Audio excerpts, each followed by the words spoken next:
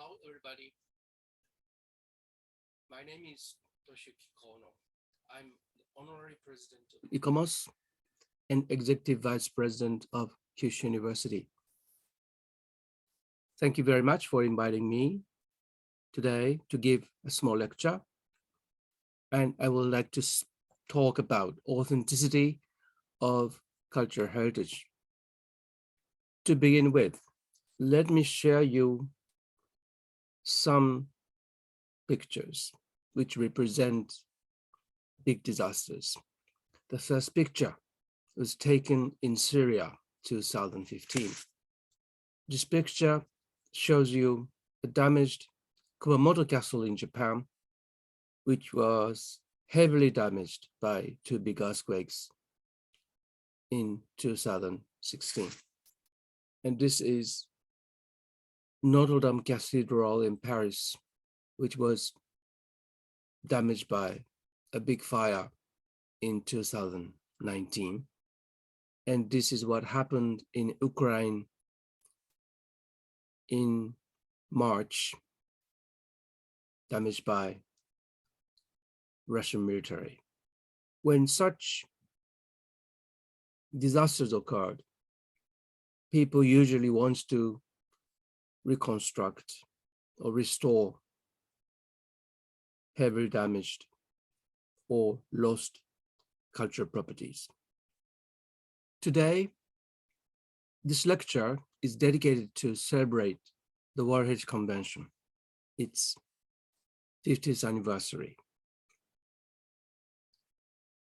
To be a World Heritage property or to be on the list of World Heritage, a property must fulfill the requirements of outstanding universal value.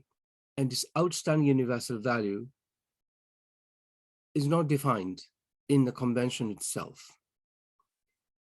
It is defined in its operational guideline, and it states cultural and or natural significance, which is so exceptional as to transcend national boundaries and to be of common importance for present and future generations of all humanity.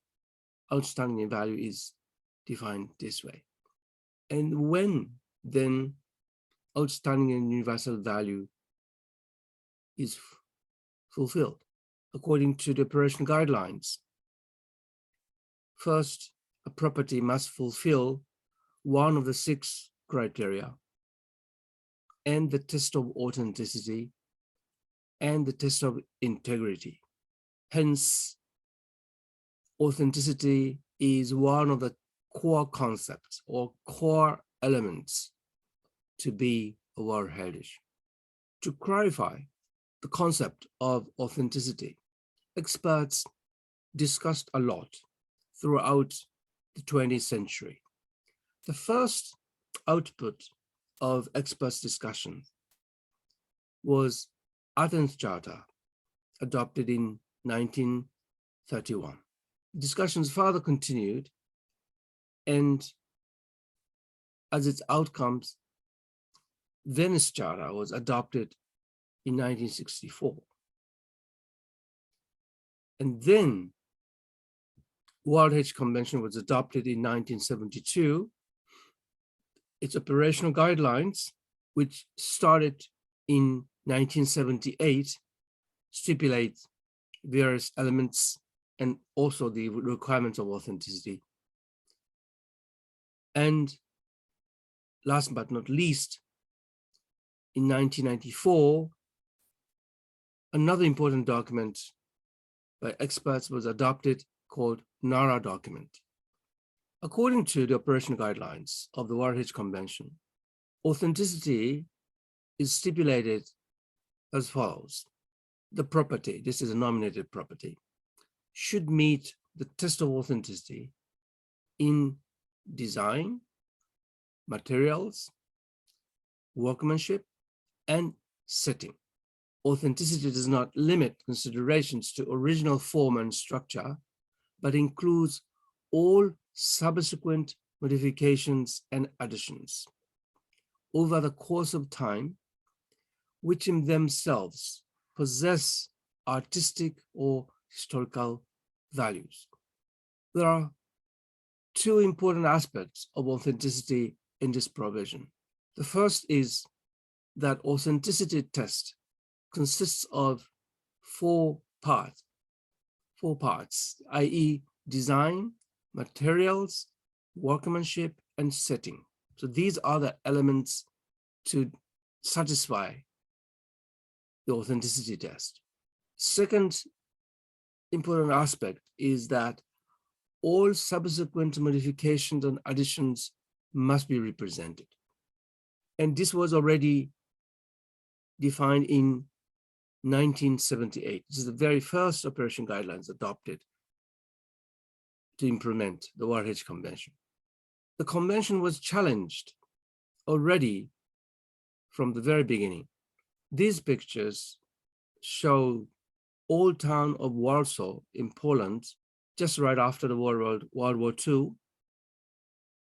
You see on the left-hand side, and a reconstructed palace from 1971 to 1988. And this old town, reconstructed old town, was nominated as a World Heritage Property. It failed once, but it became successful, and Old Town Warsaw is now on the list of World Heritage. This is a part of justification of inscription of Old Town Warsaw. And I'd like to draw your attention to the parts underlined. Over here, well, the Old Town Warsaw is described as follows. During the Warsaw Uprising in August 1944, more than 85 of the Warsaw's historic center was destroyed by Nazi troops. After the war, a 5-year reconstruction campaign by its citizens resulted in today's meticulous restoration of the old town, with its churches, palaces, and marketplace. It is an outstanding example of a near total reconstruction of a span of history covering the 13th to the 20th century. As you see, that the fact that the old town was reconstructed became a part of its justification. It further continues. The justification further continues as follows. The cohesive rebuilding process came to an end with the reconstruction of the royal castle. This is what I showed in a slide before. Since then, historic center of Warsaw has fully retained its authenticity as a finished concept of post-war reconstruction. I repeat, its authenticity as a finished concept of post-war reconstruction. This World Heritage Property includes two categories of structures. The first comprises extant structures predating the damage of World War II. This applies to most basements, some ground floor stories, and certain sections of wall up to the level of the first floor. The second category encompasses reconstructed features. This group includes buildings recreated in accordance with pre-war records, some of the old town's townhouses, Sigismund's column, churches, and royal castle. And those rebuilt based on historical and conservation studies pertaining to the architecture of the 14th to 18th centuries. Example, the facade of the cathedral and old town walls with Barbican. So the fact reconstruction, the fact being reconstructed, I would say, is a part of justification in this case. But it was at the time considered as a big exception. reconstructed property is usually not accepted as World Heritage. Well, we saw Operational Guidelines 1978 version, and I'd like to show you its some later versions. For instance, this is the text of the Operational Guidelines 2002 versions. And it says, meet the test of authenticity in design, material, workmanship, or setting. So the authenticity is tested again with 4 factors: design, material, workmanship, or setting. And the second point, which is shown on the screen, is that the reconstruction is only acceptable if it is carried out on the basis of complete and detailed documentation on the original and to no extent on conjecture. So reconstruction is an exception. And in this version, it is clearly stipulated. And reconstruction would be acceptable only in the case where reconstruction was based on the detailed documentation on the original one. In this version, adopted in 2005, the authenticity test was amended. It says the condition, well, the properties nominated under criteria 1 to 6 must meet the condition of authenticity. Annex 4, which includes the NARA document on authenticity, provides a practical basis for examining the authenticity of such properties, and it's summarized below. So instead of 4 elements that I showed here, design, material, workmanship, and setting, instead of these 4 elements, in 2005 version of the operational guideline, require to meet the condition of authenticity in accordance as Annex 4. And Annex 4 includes also the NAR document. And it continues further. Depending on the type of cultural heritage and its cultural context, properties may be understood to meet the condition of authenticity if their cultural value, as recognized in the nomination criteria proposed, are truthfully and credibly expressed through a variety of attributes, okay, including form and design, materials and substance, use and function, traditions, techniques, and management systems, location and setting, language and other forms of intangible heritage, spirit and feeling, and other internal and external factors. This provision clearly makes a difference between the older version and this version. In the older version, as we saw, only 4 elements were stipulated. Over here, you see a long list of attributes. So in a sense, the test of authenticity was amended in such a manner that more factors can be considered. However, in terms of reconstruction, operational guideline still continues to hold its very, very restricted approach. In this version of 2005, operational guidelines still stipulate as follows. In relation to authenticity, the reconstruction of archaeological remains or historic buildings or districts is justifiable only in exceptional circumstances. Reconstruction is acceptable only on the basis of complete and detailed documentation and to no extent on conjecture.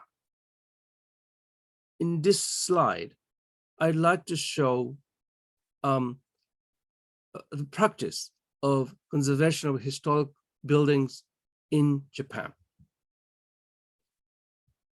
As you see, this is a temple compound, and a building on this compound is being restored. And as you see in the picture on left-hand side below, a big roof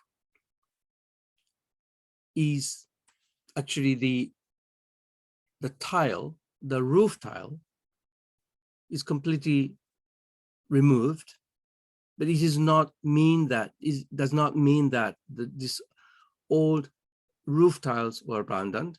They were not abandoned. They were simply removed and restored and put again back. The picture on your right-hand side show that the columns of this temple buildings, one big column is now being removed, and these workers check if this column is okay. And if it is not okay, they restore, they repair, and then put it back again. So this is a traditional conservation method of traditional wooden building in Japan.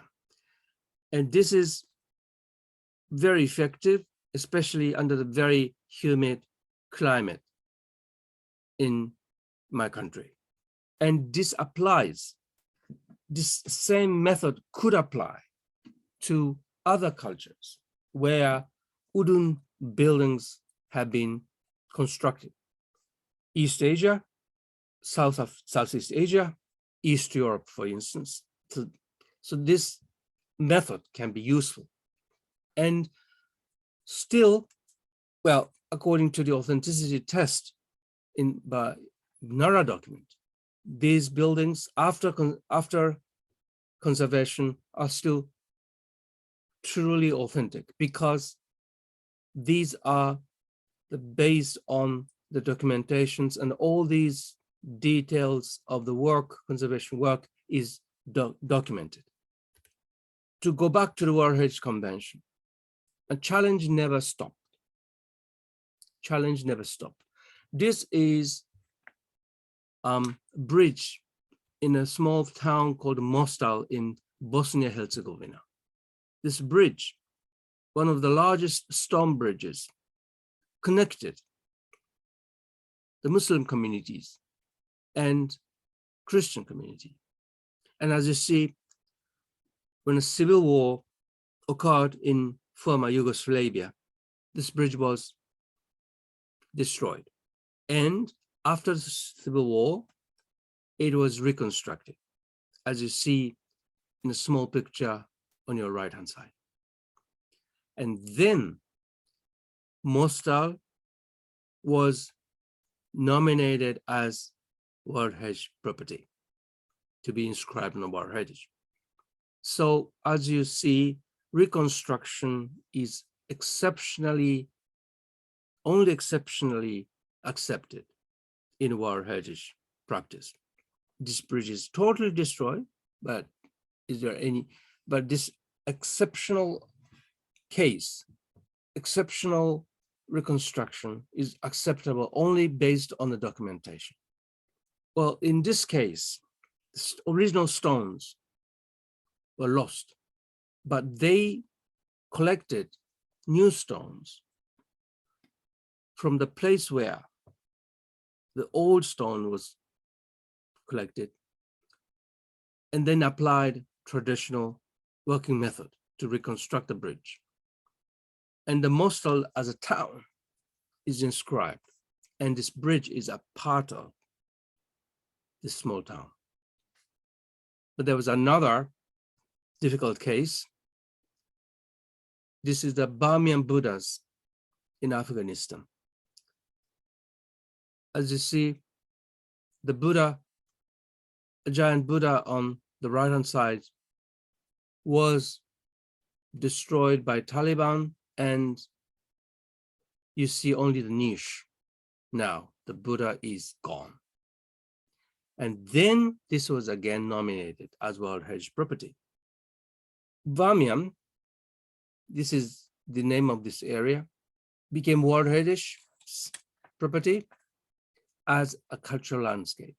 Cultural landscape is in this area is a very large area which contains various archaeological sites, including this. So through that way, the being destroyed, the fact that the Buddha was destroyed, has less significance.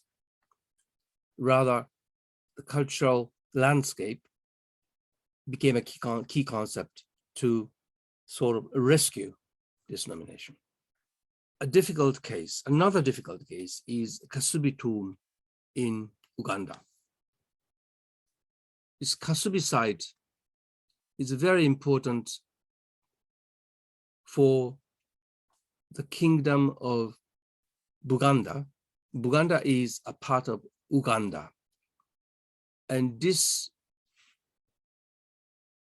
large building is the most important building of this compound. This compound is various, well, tomb and some important religious buildings of this kingdom.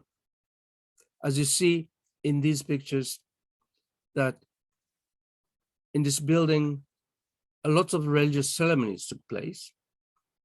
And through these ceremonies, the people communicate with their ancestors through a medium.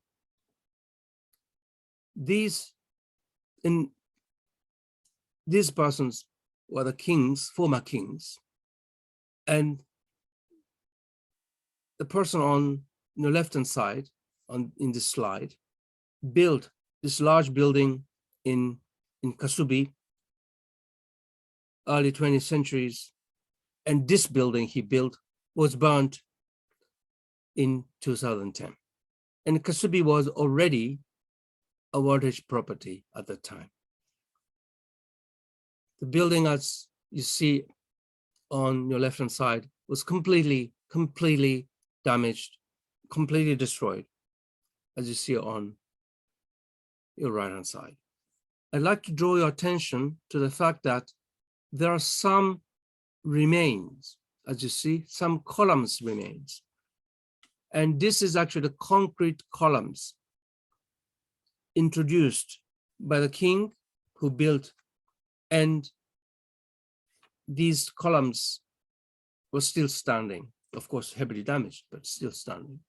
Uganda government and the people of Buganda wanted to reconstruct the building, and with the financial and technical assistance of Japanese government, they started this reconstruction work. Before they started, they discussed a lot how to reconstruct, to which stage this reconstruction work should aim at. And they decided that the building just before the fire should be reconstructed.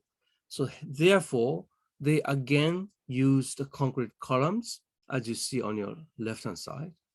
And based on these concrete columns, the structure was built in a traditional manner. And the roof is recreated, applying traditional thatching technique.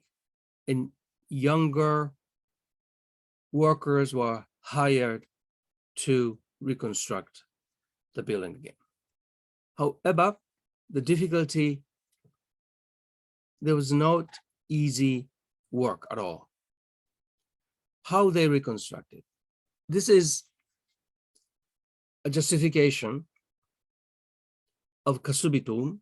According to that, the authenticity of the tombs of the kings of Buganda at Kasubi is reflected in the continuity of the traditional and cultural practices that are associated with the site. Although the authenticity of the site has been weakened by the loss to the fire of the main tomb structure, the building's traditional architectural craftsmanship and the required skills are still available to allow it to be recreated. This factor, coupled with the extensive documentation of the building, will allow an authentic renewal of the key attribute. So over here, as you see, the building was completely lost. The building was completely lost, but as you see here, important thing was the traditional architectural craftsmanship and the required skills.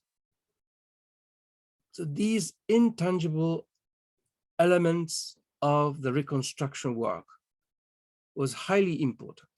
And another important factor is that, of course, when the main building was being reconstructed, there were many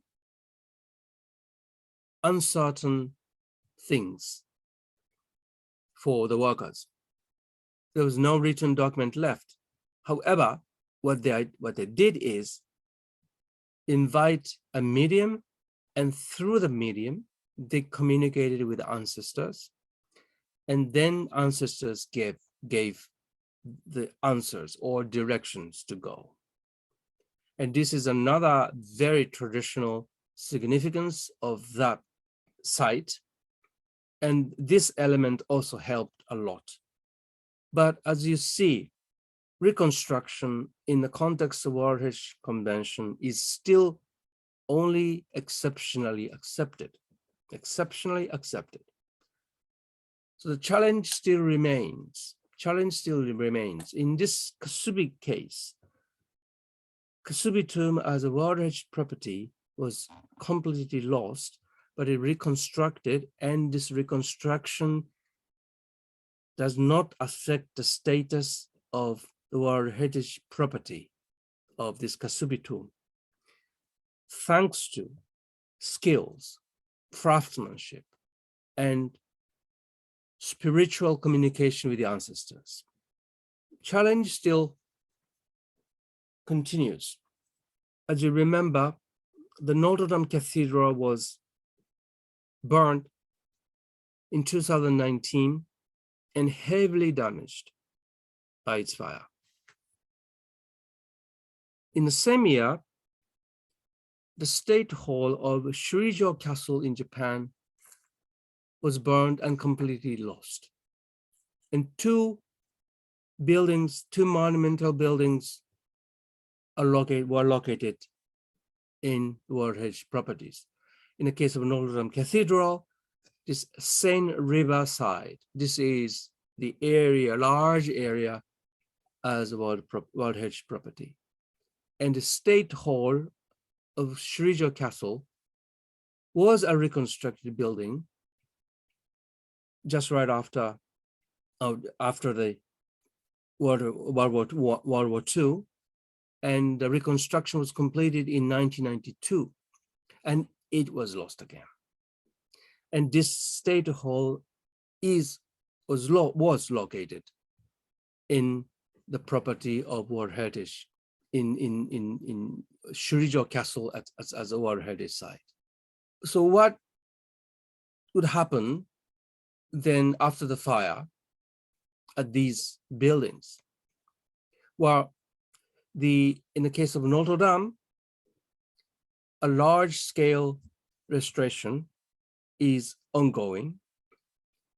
And in the case of Shurijo Castle, the second reconstruction project is ongoing. These cases present new issues of authenticity. Well, some questions arise here. For instance, when we discuss about authenticities, but how many authenticities are there? You see, already in the case of Kasubi tomb, we saw that intangible aspects play a very important role. Craftsmanship, traditional skills, for instance. But there are more authenticities, maybe more authenticities to be identified. The color, for instance, in the case of Shurijo Castle, the castle was lacquered with red color, but what sort of red color should be applied? There are many nuances in the color of red, or the tools that the craftsmen or carpenters use. Second question, reconstructed building and its authenticity. Well, for instance, in the case of Notre Dame Cathedral was an important religious site where music was played, chorus sang the chant, and organ, big organ was played. And for this musical element of the life, acoustic of the building is highly important. So therefore, in order to reconstruct the vault and interior architecture, how the singing sound, how the organ should sound. So this sound effect is very important. So experts now trying to recreate the same acoustic as that before the fire. Of course, we have to see how it works, but reconstructed building is a material, not only the material aspect, and that sort of, again, intangible aspect, intangible part of the building seems to be also very important, which was not raised as a big issue before. And the third question is, who decides? Who determines authenticity? The before, experts played a very important role, and perhaps only experts played a very important role, and they decide according to various aspects. Until 2004, there were only 4 elements, as you remember. And after 2005, there are more elements to be considered. But who determines? So these elements were taken into consideration by experts. However, in the case of Notre Dame in Paris or Shurijo Castle in Okinawa in Japan, communities played a very important role. They donated and they come to see the process. And authorities try to show as much as possible the process of restoration and reconstruction. So who determines this authenticity? This is also is becoming a very big issue. Well, I organized a web exhibition on Notre Dame in Paris and Shurijo Castle in Japan. I put URL at the top of this slide, www.notredameshurijo.com. So if you have time, please visit this website and you will see more than 300 pictures and very detailed explanation. Today, I have no time to go into this exhibition, but if I have another opportunity to talk to you, I'd like to be your guide to this exhibition. Well, today I finish my small lecture now. I hope that you remain interested in World Heritage and some important issues such as authenticity. Thank you very much.